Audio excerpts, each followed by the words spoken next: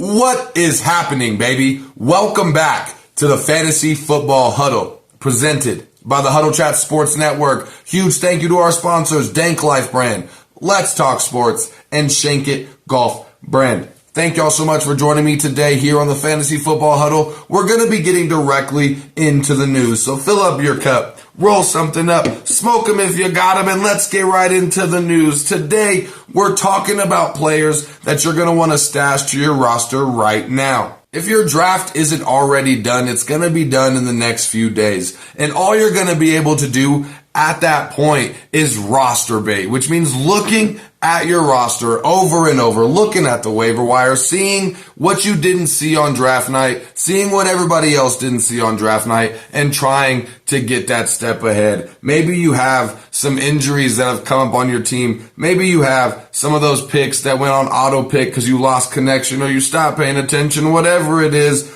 These players we're going to want to stash to our roster right now. Get ahead of that September 12th, week 1 waiver wire rush that everybody's going to do, because after these week 1 games with the matchups and the potential that these 3 players have, everybody's going to be running to the waiver wires to add these men to their roster. So why not get ahead of those idiots in your fantasy football league? So when they go search these players up and they see your name, they think, damn, what a genius that is. And you're a genius because you watch the Huddle Chat Sports Network, so why not subscribe to the channel, like the content if you like it. Once we hit 100 subscribers here on the new channel, we're going to be giving away all kinds of customized Huddle Chat Sports Network gear, customized sports gear, and one lucky subscriber between 1 and 100 is going to be getting a copy of Madden 24 on the platform of their choice. So, shouts out to everybody that subscribed so far, and make sure you subscribe. Without further ado, we're going to talk about these 3 players. First player on the list is going to be Rashee Rice from Kansas City, the wide receiver, drafted this season, drafted 53rd overall by the Kansas City Chiefs. First things first, they play Detroit week 1. Detroit gave up the most yards in the NFL last season. They gave up the 3rd most passing yards in the NFL last season. Patrick Mahomes is going to eat those Lions alive on the defensive perspective.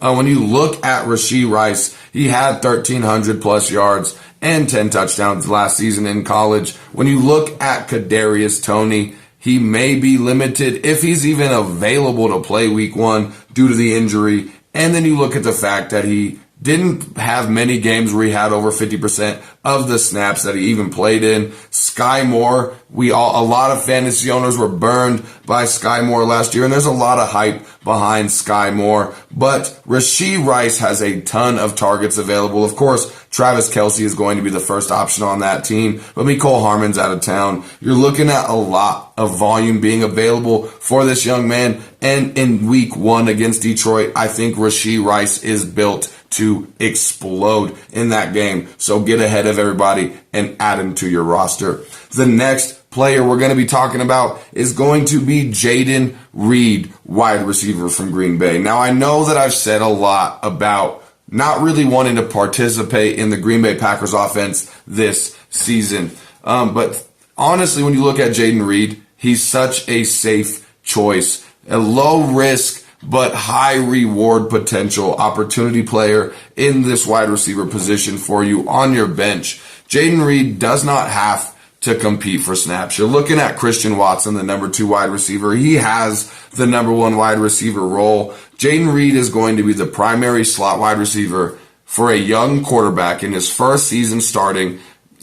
Everything is looking great for Jayden Reed. There's not a ton of real speakable wide receivers around him in Green Bay, and the targets are going to be open. You've seen what this Green Bay Packers offense has been before. Jordan Love has been in this offense for a long time. He's played some games before, and I don't think that the Green Bay Packers are going to be that great, but the Green Bay Packers players obviously are going to have to put something to the table, and I think Jayden Reed is open for a lot of opportunity and one of the main candidates to eat first on this offense. Last but not least on this list, we're talking about one of my favorite additions to the Indianapolis Colts, Alec Pierce at wide receiver. Now, I know you're going to accuse me of being a homer, but just listen to me for a second. First of all, I really like Josh Downs. As a Colts fan, I expect a lot of Josh Downs, and I have high hopes for Josh Downs by the end of this season. However,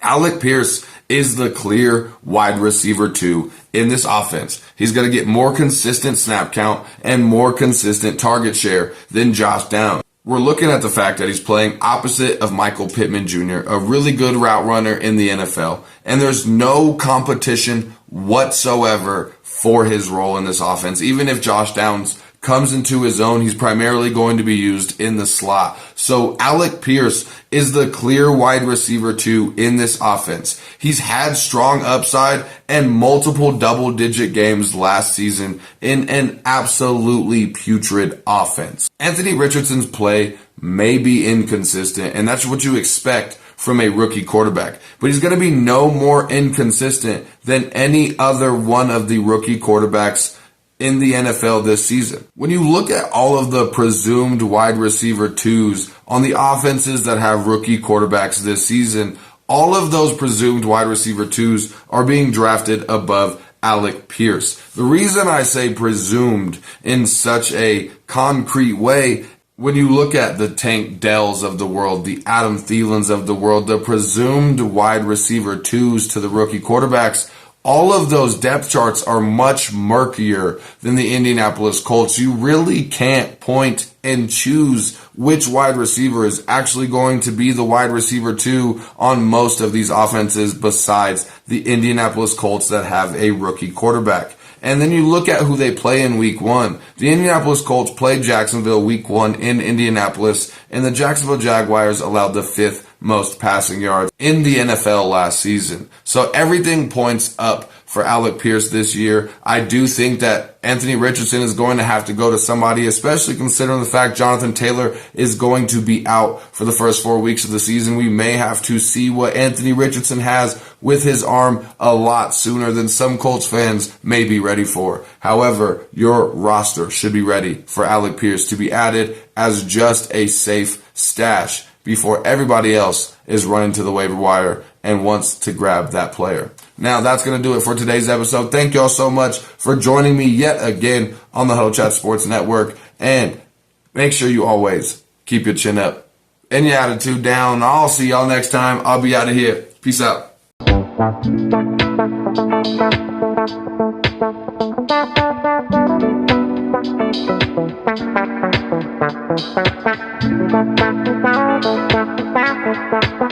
Bye.